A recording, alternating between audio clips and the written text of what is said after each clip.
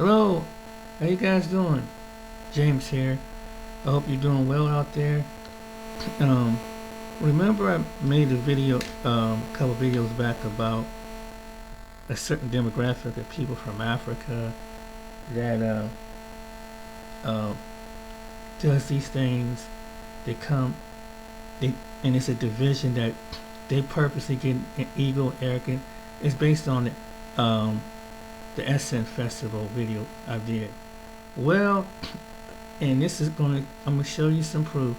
And I just did a video. Shout out to O'Shea DJs. Hope you don't mind.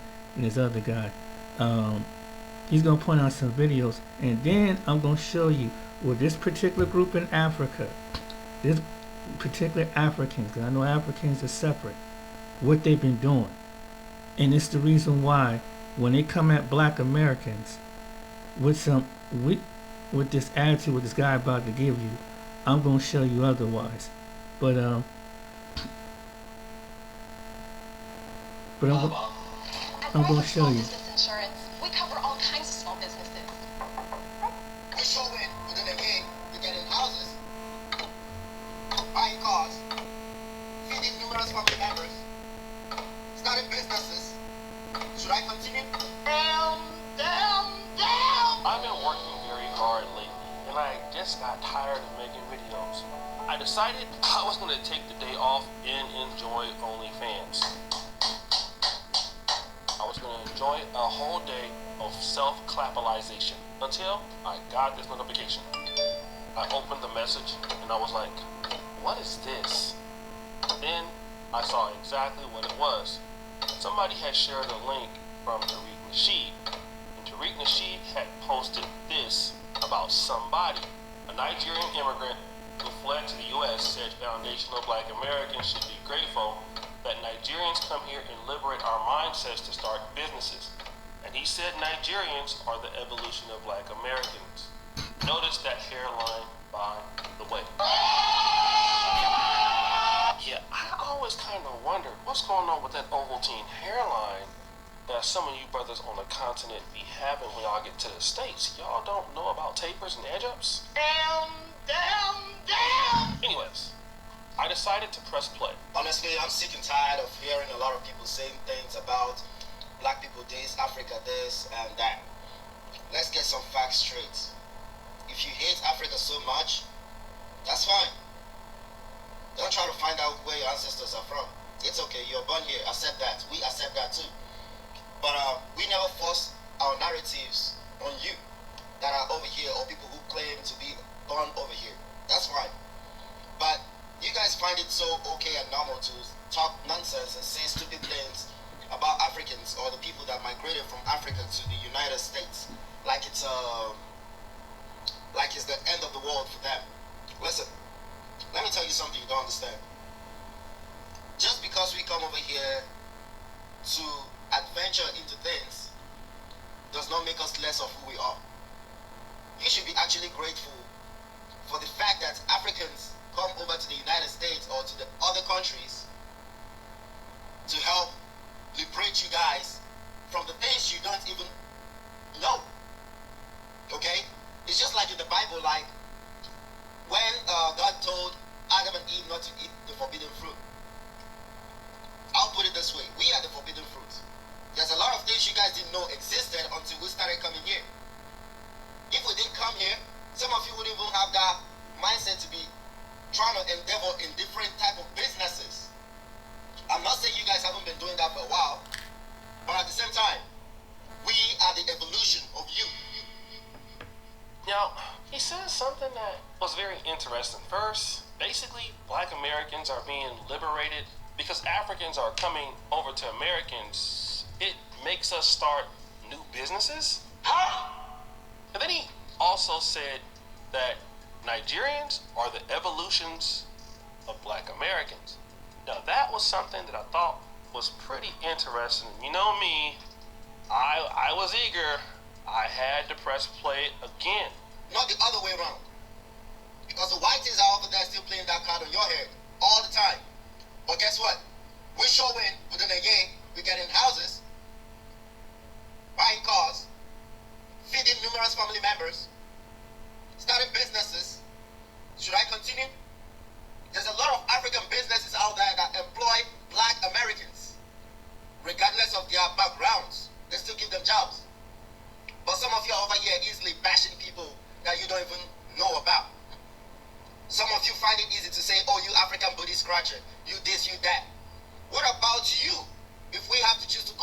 fucking name.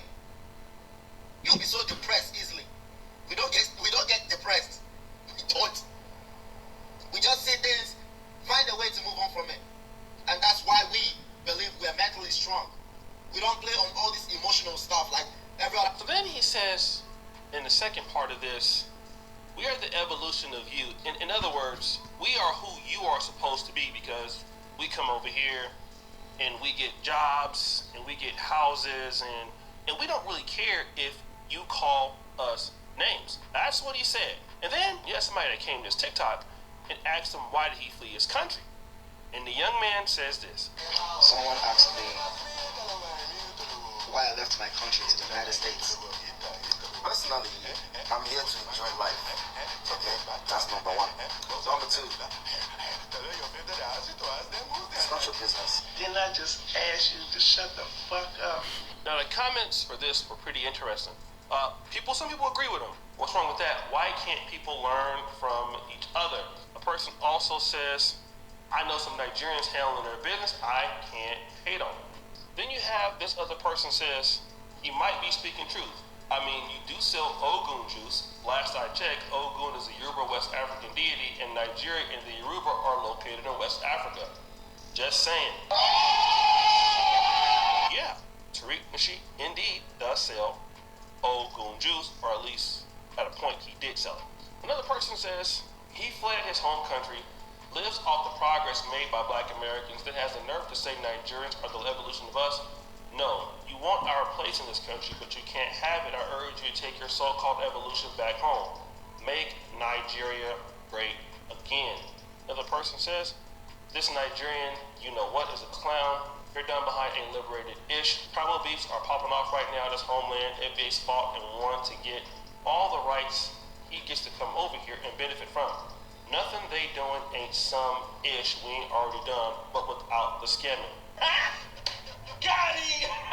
Now, Right. This is very interesting because if you guys didn't know, the president of Nigeria, or former president of Nigeria, Muhammadu Buhari, just died like yesterday or 2 days ago on July 13, 2025.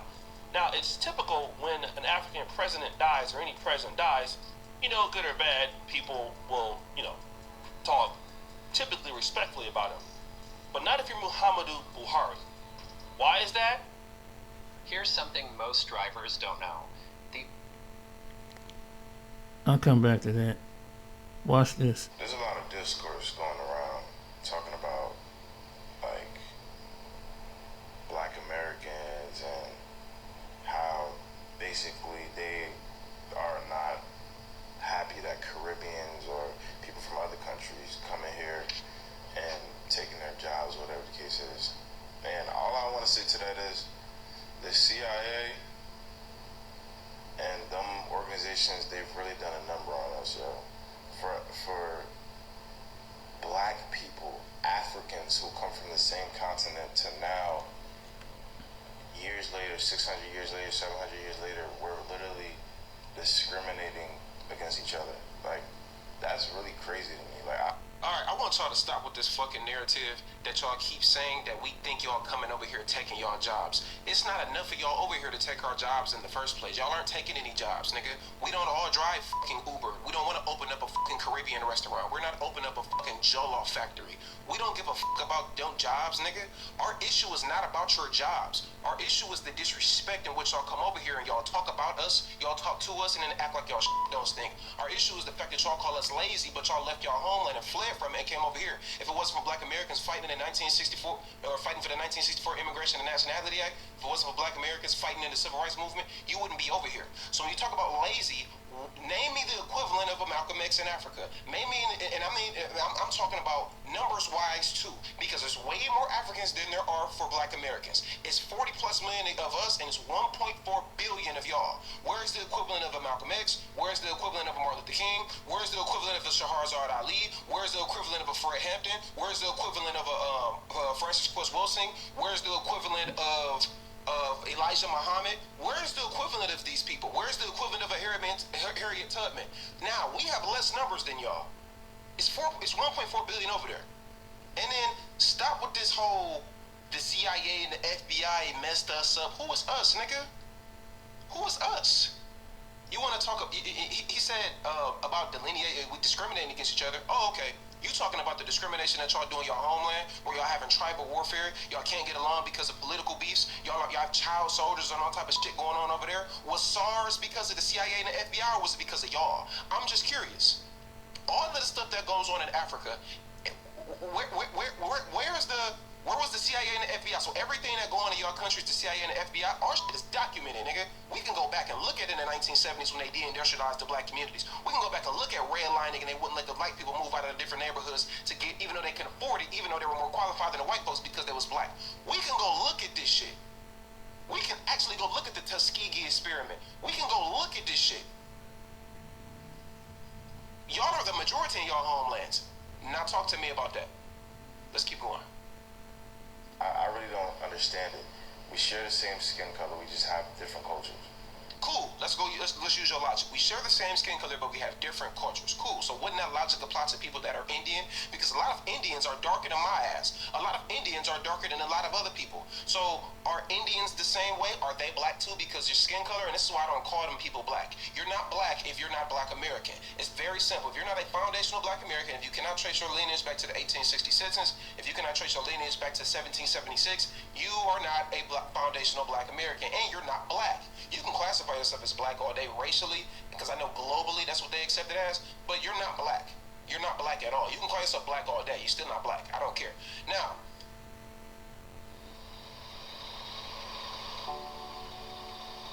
Blair is more than a trucking company. At all. You can call yourself black all day. You're still not black. I don't care. Now, genuine question. So, would that logic also apply to an Indian? Are they black? Are people who are Filipino, are they black? Are people from Cambodia, are they black? Is anybody with melanin in their skin black? Let's use y'all's logic. Now, the next thing they're going to turn to is, no, it's not about race. It's about, well, having African lineage and African ancestry. Let's go with that logic. Why the fuck do you think Indian people are melanated? Why the fuck do you think Cambodian people are melanated? Why the fuck do you think Filipino people are melanated? So if we're gonna go by the logic that you just have to have African DNA or African ancestry, and if you believe the out of Africa theory, which I know a lot of people do, that all life comes from Africa, started in Africa, so that means that white people are black. How fucking dumb do that sound? That means that other Asians are black, or all Asians are black. That means that all Latinos are also black. How far, when do we, this is my thing that I never understand.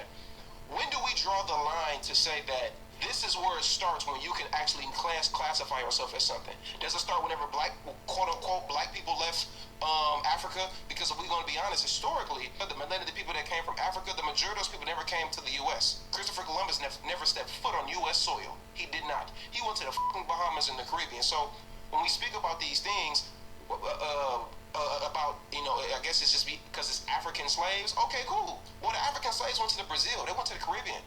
Only 3 or 4%, 5% at the most of African slaves ever made it to the U.S. So where, like, come on now, what makes somebody black? Are Brazilians black because their skin color is that? Like, where do we draw the line at? So a Brazilian can be black, but a Cambodian can't be black. A Brazilian can be black, so it's anybody that came over through the slave trade. And if it's just the slave trade, then that would declassify yourself as black. So we have to get down to the logic and exactly what are you people talking about when y'all say black. You're not black. The only people that were classified on paper as black are black Americans. A Dominican that tell you they not black. Africans, especially East Africans, that say they not black with the quickness. Brazilians and tell your ass that they not black. Like, this is real, and it's not a negative. You don't have to. I don't want you to be black. You're your own ethnic group just like I am. The problem is a lot of people don't understand how race works in America. See, race, culture, and ethnicity is mixed into one in America. A lot of you people don't know that in these other countries. That's why if you're a Nigerian, if you don't have any recollection of America, you're not in American politics, you don't classify yourself as black. You classify yourself as your tribe. So if you Igbo, if you Fulani, you classify yourself as your tribe and then the country in which you come from. These people did not start classifying themselves as black until after 1964 when they started to come over to America. Before that, y'all wasn't classifying yourselves as black. Y'all only classify yourself as black because you know black is a status. You know black is something that you can get a one-up on. You know black means that you can tether onto it. So you can lie and say that you created hip-hop because a Jamaican DJ Kool Herc had popular parties in New York, even though we know that he didn't create hip-hop. There's 5 elements of hip-hop. DJ Kool Herc did not create the 5 elements of hip hop.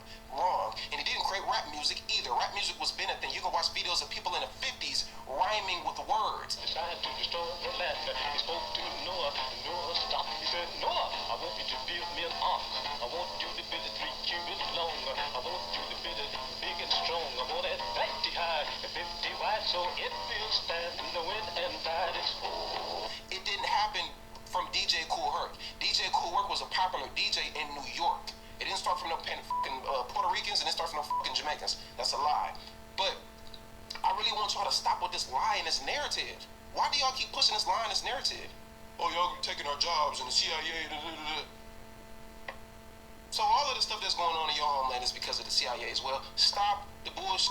You're not taking our jobs, nigga. There is no CIA, none of that shit. None of this shit that you're speaking on has anything to do with delineation. Delineation is simply, you're gonna put some respect on our people because we've given you way too much leeway, way too motherfucking long. So we're gonna put a stop to it.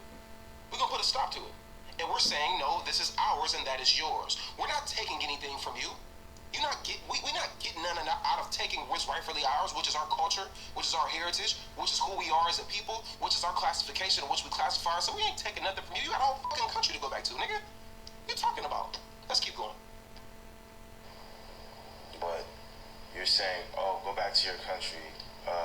Why can't you do this in your own country? Not knowing that your country, the place that you were born, is taking resources from our countries.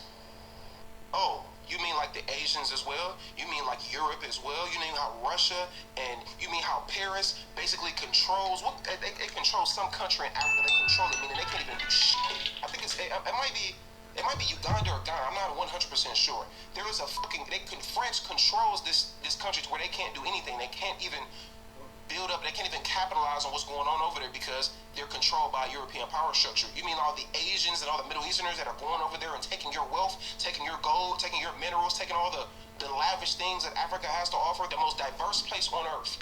You mean to tell me, oh, it's just America, it's just America fault? And let's just go with your logic and just say that that's happening. What the fuck does that have to do with us delineating? What the fuck does that have to do with us understanding who we are? What the fuck does that have to do with us putting respect on our people?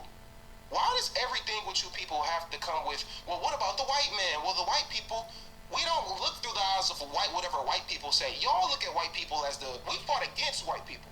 You know, we actually fought in these worlds. We had slave revolts all through America, well before 1804 Haiti. We don't look at white people as God.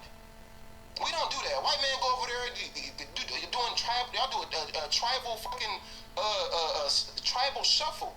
Boom ba ba oh eh oh, boom ba ba oh eh oh. We're the white man that walked into the fucking village and everybody y'all done laid this nigga got a red carpet. This nigga y'all done gave this nigga chickens. Y'all done put a fucking reef over this nigga. This nigga the king of the village now. Yep. Looking for some positive. Hello everyone, welcome to Gods According to CD. So guys, let's go to New York City and then go to Nigeria and then we go 35,000 feet with this young lady crying her tears out because she got deported from the United States after being detained for 24 hours. Hi everyone. I have thought of many ways to do this, and to be honest, none of it hurts any less. I have figured out in my head, should I tell you guys the truth, or should I just play along with it? But I think the best is just to tell the truth. As you all know, and my team has really prepared for this street fair, for Houston and for New York.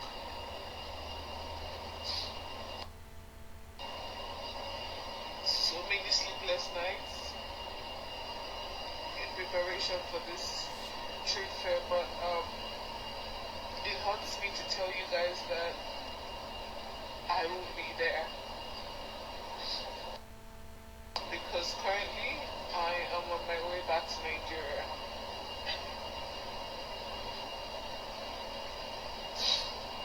So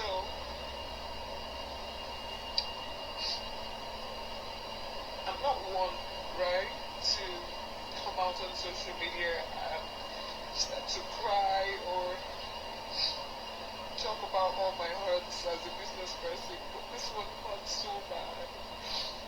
It hurt so bad. So apparently I was denied entrance into the US, and that's because my visa was a B1, B2 visa, which is tourism / business meetings, right? So when I landed, I was detained for like 24 hours in their detention room. And when I was questioned, I told them that I was just only going to exhibit. But I didn't know any better because the US has all your data, your Instagram page, every single thing.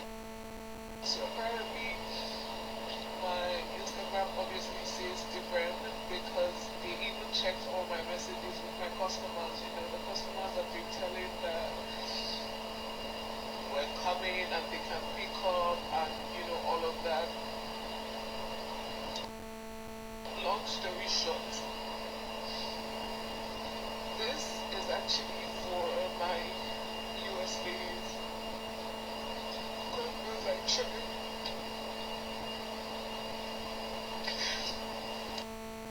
I really wanted you guys to see the face behind this brand. You know, the face that puts in all the work. I wanted you guys to not only experience my product, but experience the person behind the product. At this point, I'm not even thinking about all the money's lost, because, I mean, it seems like it's part of life. So what you guys will do for me is just support me in any way you can. If you get to the fair, I have someone that will stand in for me. Support me as much as you can.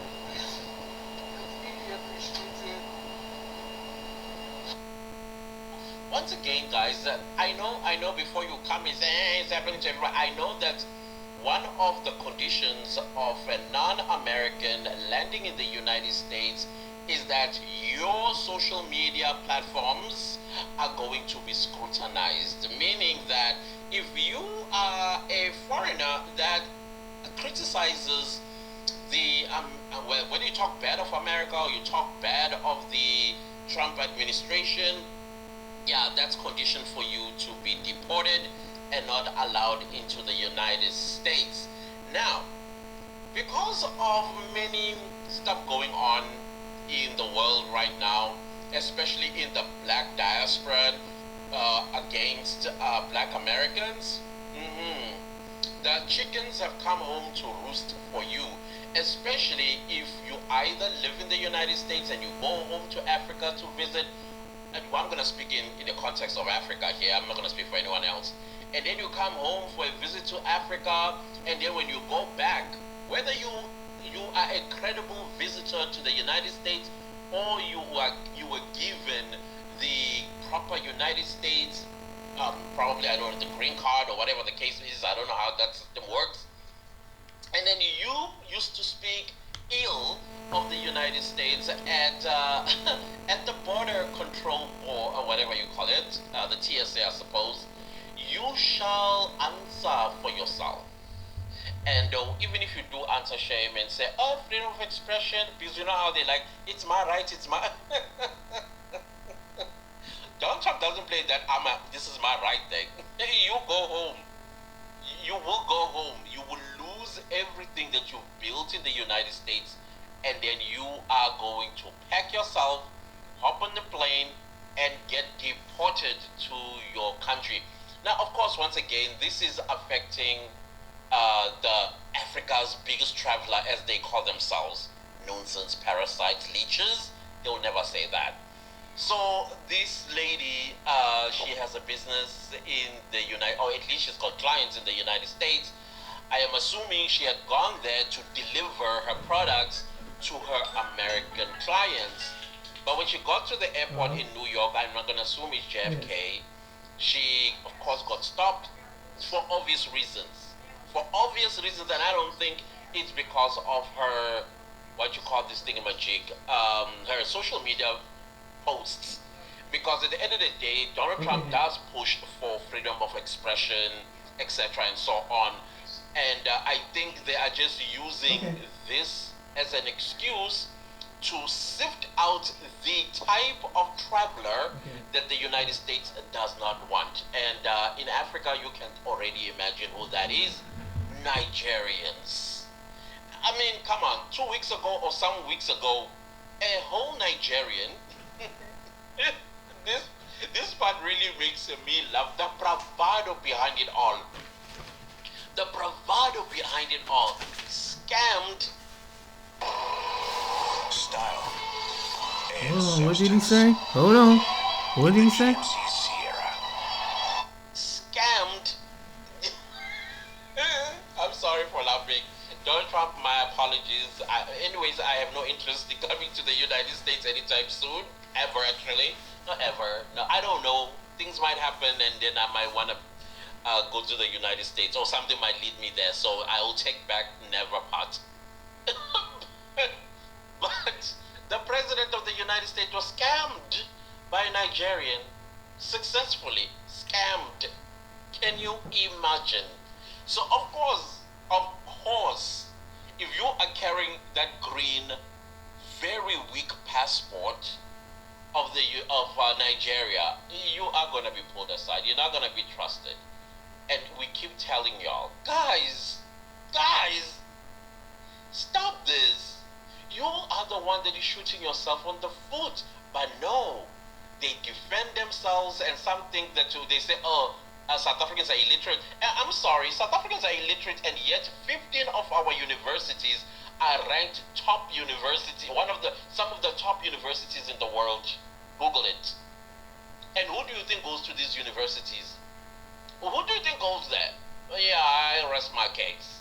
So if you're gonna come and ask about being illiterate, South Africa is one of the most literate countries in Africa, with best schools, best universities, best colleges. Yeah, it's that. You don't feature anywhere on any list as having the best education system on the continent, and yet you're the giants, right?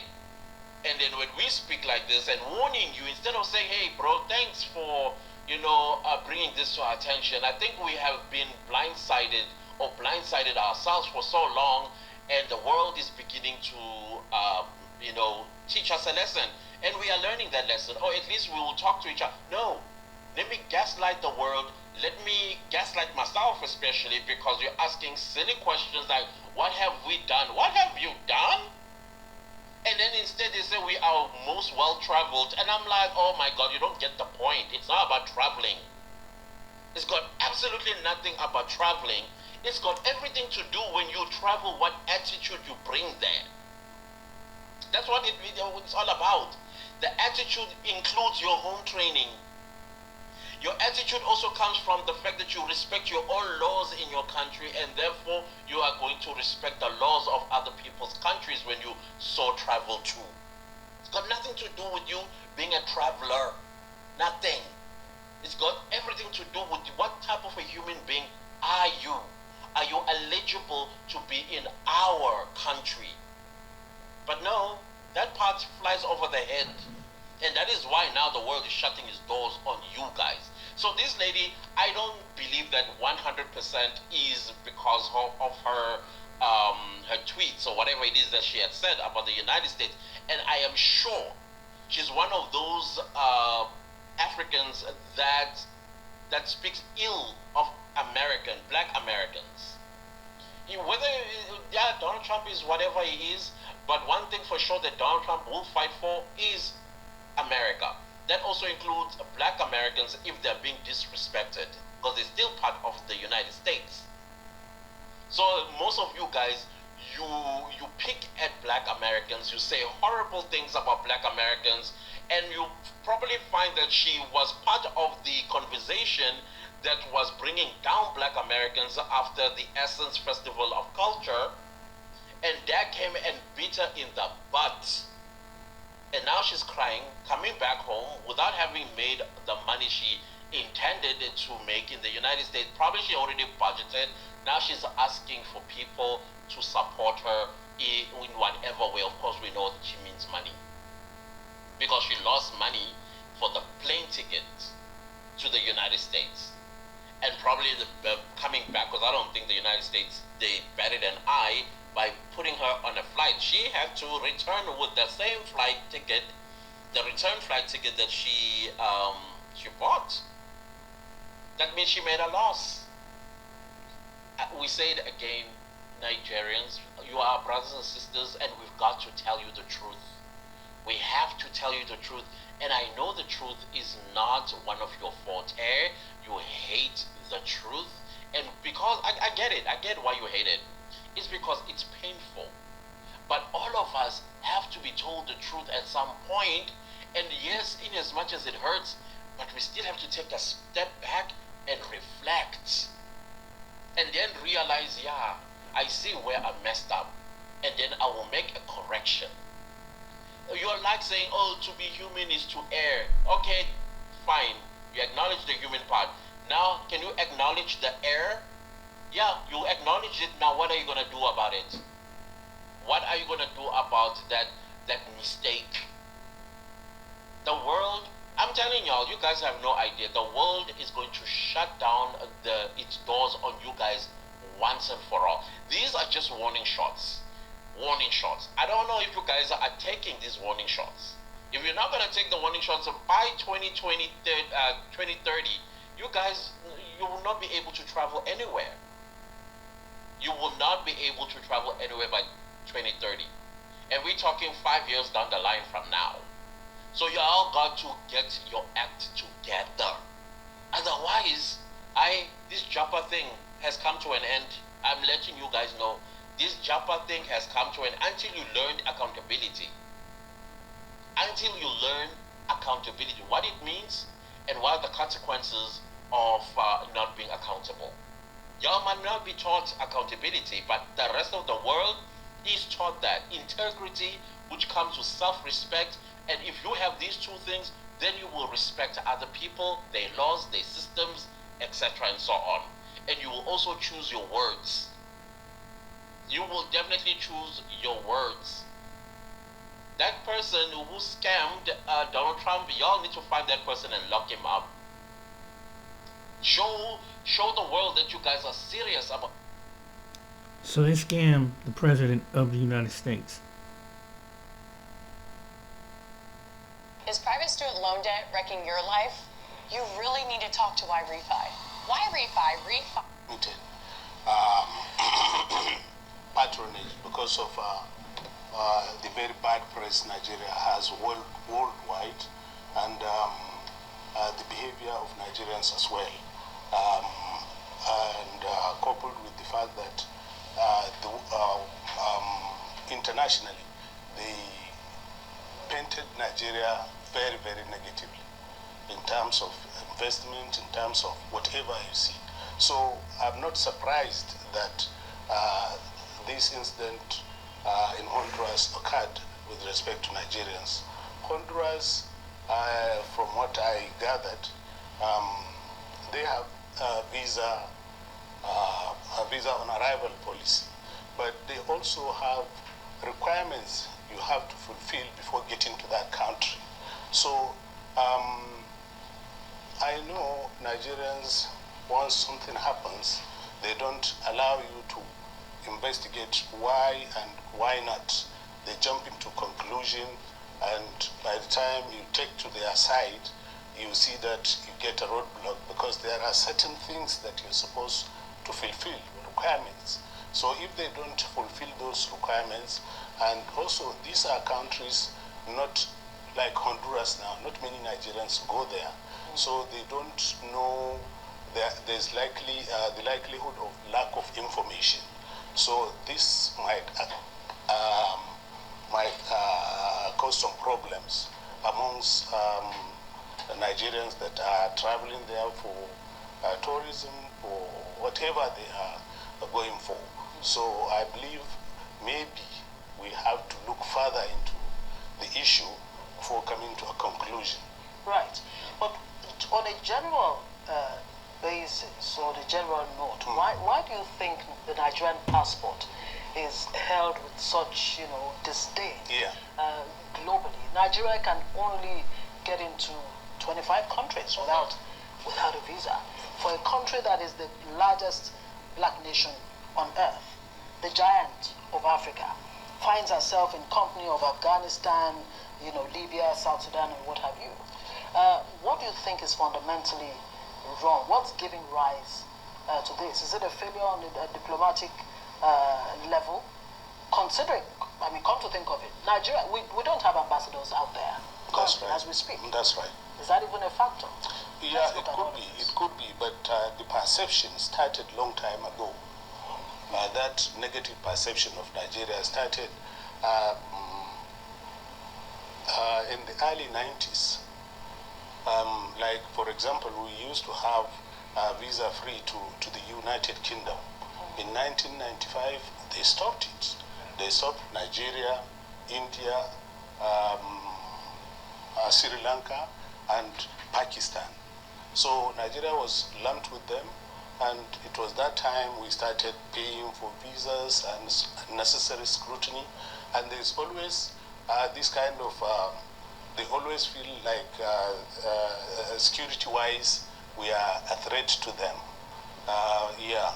You see Nigerians involved in criminalities, money laundering, 419, and all this. And they also have, they exchange information. The developed countries, they have a security network, and once they get someone, they also relay to other countries to take note. But the thing is, Nigeria, I don't know what is causing Nigeria to be... Yeah, because you have criminals. All over the world. South Africa is all over the world. Yeah. All over the world. But somehow, maybe they feel threatened. Nigeria being, there was a time we were in Washington, D.C. discussing. Somebody said Nigerians are amongst the most talented, highly talented people. So maybe they would want to put you down, to diminish you, and cause some unpleasant experiences for Nigerians. So how do we deal with this crisis? Because like you rightly pointed out, every country has its fair share of criminality, insecurity, and we can name names. Even in Nigeria, the highest foreign nationals you will see caught with illegal mining in our country are the Chinese. But they are still, the gates of different countries are still flung open for them. So does this really boil down to deeper issues like diplomacy and how we handle diplomacy, and how then can we fix it? Yeah, our diplomats of late, diplomacy has not been treated very well in Nigeria.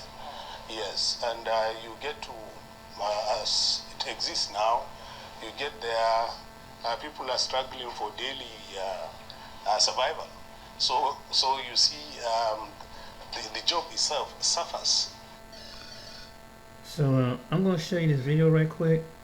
Targeting Americans with a look at an elaborate scheme that cost one victim a whopping $700,000. Our year-long investigation took us to 3 continents, including Africa, where scammers working in secret rooms convinced victims across the globe to send them their hard-earned money. Here's CBS's Deborah Patta with tonight's Eye on America. Operating out of underground boiler rooms across Ghana, online criminal syndicates prey on elderly Americans running sophisticated scams that break hearts and empty bank accounts. They pretend to fall in love in order to steal their victims' life savings. And as this fraudster known as Kohler admitted, there are fleeting moments of remorse. Sometimes we take money from people and feel like, oh my God. But in the end, it's all about survival. Those young guys, if this game had not come, they have to pull the trigger on people and steal from them. They may not be putting a gun to people's heads, but the cruelty of this crime is no less devastating, leaving victims emotionally bereft and financially ruined. Gerald Pampari heads up the anti-money laundering unit in Ghana's organized crime office. We have a lot of unemployed youth, people who are talented, who have gone to school and they don't have anything to do. What kind of people do they prey on? Caucasian male, they are elderly people who are quite lonely. Ghanaian scammers told us they prefer targeting men as they're easier to trap and less likely to report it because of their deep shame. We found one such scam. The victim, a 75-year-old American radiologist we're calling John, not his real name. The syndicate boss, 34-year-old Alfred Kwame Aivo, and the accomplice, a mysterious blonde woman. John declined an interview, but we know he believed he was in love with a woman called Grace Erskine, an Australian living in the US. In fact, he was actually texting with syndicate boss Alfred Aivo, posing as Grace. Aivo controlled the scam, which included the extreme measure of hiring the mysterious blonde woman to play the part of Grace for any in-person meetings John insisted on, as these text messages reveal. Aivo offers to pay her $100,000, but the woman wants more than double that, threatening, "Without me, everyone gets nothing. I could always call and say it was a scam." But she doesn't. And pretending to be Grace, she visited the radiologist in the US, even meeting his family, and claimed she'd inherited a Ghanaian gold mine that John was offered a stake in to secure their future together. These texts show the scammer asking her to meet John in Ghana, insisting it's just 1 week plus TLC. She doesn't seem keen to get physical. Whatever happened, John did travel to Ghana and stayed here at the same hotel as Grace in Accra, while syndicate boss Aivo posed as their driver. And John was so enamored with Grace, he unwittingly paid over $700,000 for a fraudulent investment in a non-existent gold mine. The money was a red flag for Ghanaian detectives, as Aivo was unemployed. We realized that the person Paul Dama any form of work that is commensurate with the amount of money that were coming into his account. Aivo was arrested, but died of an unknown illness before serving prison time. The mysterious blonde woman posing as Grace had vanished until CBS News tracked her down last week outside Sydney, Australia. Her real name is Rebecca Jade Silk. Are you sorry? Do you have anything to say to his family? When confronted, she did not deny or confirm the allegations, keeping her mouth shut and her head down. Silk has not been charged with any crimes. She remains a person of interest for Ghanaian police, but she has a lot to answer for, as Ghana and the US battle a crime that's reached epidemic proportions, with scammers around the world willing to do anything for money. For Iron America, Deborah Patter. And so, you understand what's going on? Watch this. Boko Haram's torture in Nigeria in 2018, came to America, now works as the manager at his family's Nigerian restaurant, Suya Joint in Nubian Square. Early this month, while on his way to church, he was taken into custody by ICE. We're joined now by his sister, chef and owner of Suya Joint, Cecilia Lazat. Cecilia, we really appreciate your time. Thank you so much for joining us. Thank you so much for taking the time to talk to me about this situation. So tell us what happened on June the 15th. All right, so On the 14th, which is a Saturday night, I was with myself, my brother, and my daughter, Vanessa Lazar, and we hugged one another, said goodbye at the end of our shift on Saturday. And on the 15th, on Father's Day, I woke up, as usual, just going through my phone, and then I see a restricted number coming through. I was kind of skeptical to answer it, but when I had to answer, just for me to hear my brother's voice on the other side, he says, "So Cecilia, Ninifa and Okeni. Hi Cecilia, this is Paul. They've picked me up." And I'm like, "What do you mean they picked you up?" So at that point, I felt sick to my stomach. And so I asked him, where was he going? He mentioned to me that he just came down to his car on his way to go to church. Transferring our life savings. He did notice like activity around his apartment where he lives in Brockton, Massachusetts. But instead of going back I got another one I'm going to show you a quick minute. Into a Nigerian bank account is a mug's game. We know there's no royal fortune, no multi-million-dollar return. In fact, no hope of ever seeing our money again. Maybe that's why the men behind those dodgy emails have moved on to scams that are more sophisticated and far more callous. Now they don't just bankrupt their victims, they break their hearts as well. So we decided to take them on at their own game. We set up a sting of our own, and it wasn't long before the sharks took the bait. In a luxury hotel room, we carefully set our trap with the help of experienced fraud investigators. Our targets lurk in the street below. Nigerian conmen are waiting to call from another victim, but this time the call will come from us. And undercover police are ready to pounce. No more mucking around. You want your money, come up, I'll give it to you, you can go. These greedy scammers are slicker than ever. To better hide their tracks, they've spread from Nigeria to become a global pandemic. They're intelligent, they're resourceful, they've got global networks, and let's face it, at this point in time they're winning the battle. Here in Kuala Lumpur, Malaysia, our chance to strike back. That's when you and the police come in. On behalf of the 10,000 Australians who, despite all the publicity, still hand over a total of $10 million to these shysters every single month. You count? Hi, good afternoon. Yeah, we're from 60 Minutes Australia and you seem to be in a lot of trouble. They're the lowest of the low. They're absolute scumbags and they're a poor excuse for a con man.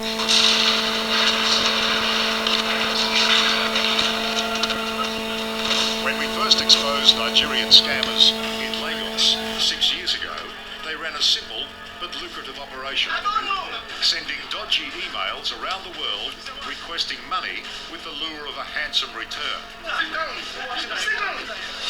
But the swindlers have a new shtick. They've moved onto dating sites, and the cruel hook they use is the promise of love. I suppose he absolutely had me by my heart. This guy was just telling me everything that I wanted to know. He was saying everything he knew you wanted to hear. Everything I wanted to hear, yeah. He was making me feel as if I was worth a person. Rosalie is 53, divorced and terribly lonely. For romance scammers, the perfect mark. Looking for love online, she met Benjamin Walthall, a handsome American businessman working in Malaysia. Ben wooed her for hours at a time. He even sent flowers. Rosalie believed she'd finally found true love.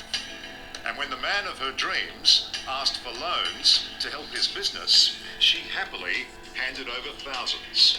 $90,000 plus what I still owe in phone calls, and I have a debt of $15,000. You've given away your entire life savings, and you're in debt. Yes. But even now, Rosalie clings to the dream that Ben will repay the loans and they'll begin a new life together as he promised. Her brother Neville knows better. The whole family has just been banging their head against the brick wall. Very difficult. risk of breaking his sister's heart, Neville has sought professional intervention to expose the truth.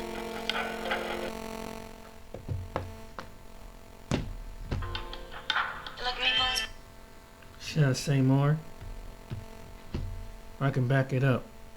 And this is why this is happening The today. house, he got into his car to drive, and then he was followed by, first of all, a car, and then after he pulled over to the side of the street, there were like about 4 to 5 vans that just came and barricaded him.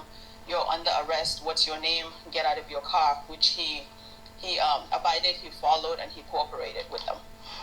He came, correct me if I'm wrong, Cecilia, he came to the country legally, he did overstay his visa, he had a DUI in his record, but no other criminal or no other problems in his background. Tell us a little bit about your brother and what he did in this country. So yes, apart from working with me at this restaurant Suya Joint in Boston, he also works with at Nexus, and I believe it's what you call this thing, like home health care, where he helps the disabled and stuff like that. Law-abiding citizen, comes to check on his niece, Vanessa and Erica, goes out to birthday parties or his birthday parties, and he's always at the restaurant, just makes everybody feel at home, both the Nigerians and non-Nigerians. So when you come over there, there's like a sense, there's a comfort where it's like, yes, I feel like I'm in a establishment that does have African food, just from interaction with community members. And he's helped even during COVID-19, like to give out food to what you call this, in like the frontline workers when everywhere was shut down. So he was very much involved with that. How is he, when you've spoken to him, how is he? He had a hearing, and my understanding is he has another bond hearing on July 3rd, I believe. Not the 3rd, yeah. How is he doing, and how are you doing? I personally am distraught. I think like each time I get this question, when I think my tears are done, I'm not gonna cry anymore. But I just get so much emotion. I feel really teary-eyed, and then like I just don't want to repeat what happened on Father's Day. And then in terms of how is he feeling, apparently he's being almost like anticipating this, expecting it, just because we see it on the news. So when it happened, he did cooperate with them. He did not have any reason to fight with anybody. He's grateful that he was able to actually make, I think, like the first initial phone call when he was in Burlington, Mass, to let me know that this is where he is. And then after that, they proceeded to take him to Dover, New Hampshire, where right now, on a daily basis, it's almost like, okay, what's going to happen? Because people are being transferred to any other detention center without giving the ability to call your family members to say, okay, this is what's happening. So it actually happens in the middle of the night when the inmates wake up, like, okay, 5 people are gone, 3 people, and nobody knows where they are. So I am crossing my fingers, as well as Paul, very, very prayerful to see that he's still righteous here in New Hampshire, where we're able to either go visit him if we have to. You know, it's important to point out that according to his attorney, all his work authorizations and legal paperwork is up to date, and he was in good standing and trying to comply with what he needed to comply with. So do you have any sense of how they even singled him out? I do not have any sense of that. The only thing that sometimes when I speak to him where he is, apparently there are a lot of asylum case seekers where they are. So it seems like, I don't know, I'm just guessing, maybe they washed off everyone that has a pending asylum case. So basically, in a nutshell, to the ones who are Nigerians or Ghanaians or anybody else from the continent of Africa, this guy had a good job. You see what happened? Don't matter what your status is. We try to tell you, but then you come over with this. You see what happened with the woman that's on the plane going back there. You get cocky. Do you hear what the leader from over in Nigeria, probably sound like out of Nigeria, said? You can't do the same thing like you do in your home country. You think you slick slide dog. It's a different game in the West. You see what this is what they did over in Australia. Australia and America and these Western countries are like this when it comes to stuff like this. Interpol. And when they come, and the one thing that they do when they come to Facebook, they try to get you to come over to WhatsApp and see if you fall for it. Yeah, that's the thing. Some Ghanaians do the same thing, and we warning you, stop doing this stuff. They're gonna catch you. Then they're gonna put you in jail and put you in prison. If you do it, if you're on American soil, even Canadian soil, at some point, there was some people getting popped up in Canada. They're gonna bust you. In certain Asian countries, they're gonna bust you. See how the way your reputation have been all over the world, but yet you highly educated. You have something to do, but you got something that making your name look bad. Now innocent ones is getting blamed. Now you're dealing with a whole different administration. What you can do in your home country, you can't do here, and you F around and found out.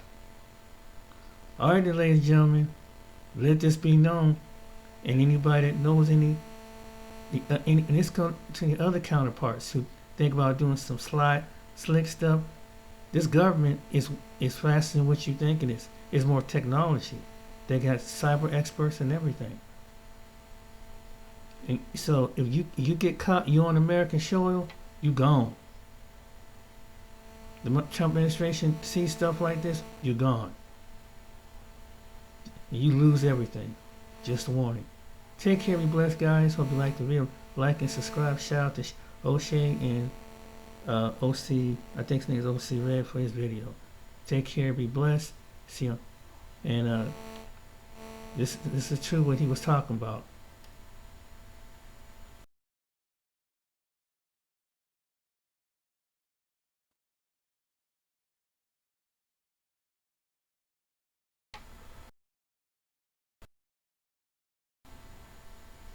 This is all right then, guys. Take care.